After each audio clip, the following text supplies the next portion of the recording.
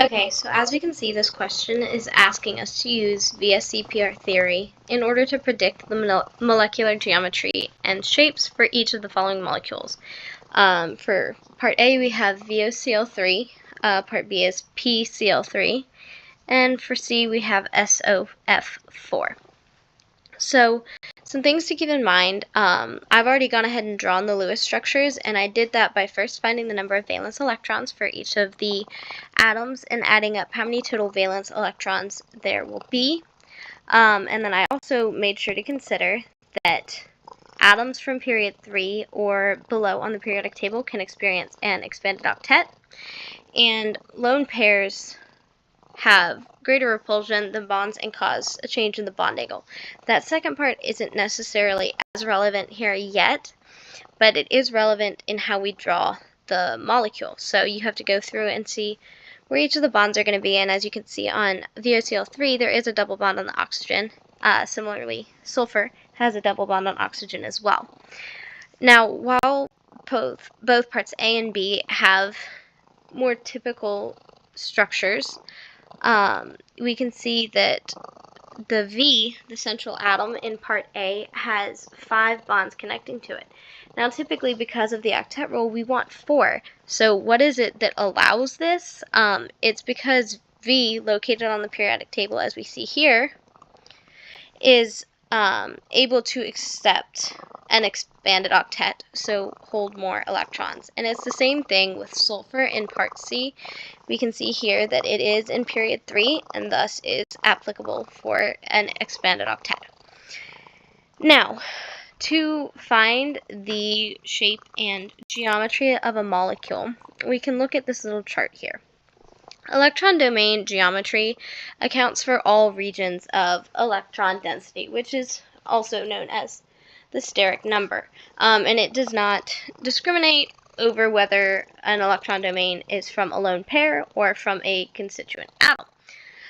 However, molecular shape does take this into account, and that's because lone pairs cause a greater repulsion than bonds, and so will push the structure and change the bond angles.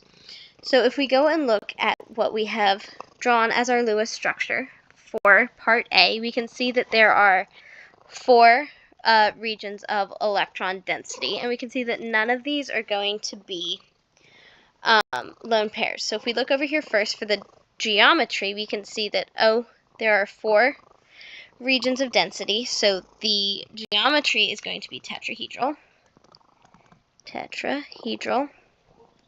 And because none of these regions of density are from lone pairs, the shape will also be tetrahedral.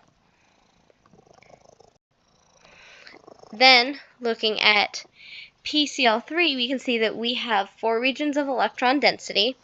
So we can go over here and see that the geometry will also be tetrahedral for this one. Tetrahedral. However, we see that there is a lone pair on that phosphorus atom. So we need to look into the geometries and see that, trigonal pyramidal has 3 constituent atoms and a lone pair. So that means that our shape for PCl3 is going to be trigonal pyramidal. Trigonal pyramidal.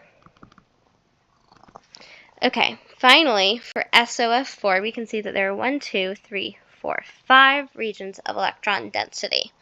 So we can go and see that trigonal bipyramidal is going to be our geometry. Trigonal bipyramidal. And because none of these regions of density are from lone pairs, the shape will also be trigonal pyramidal.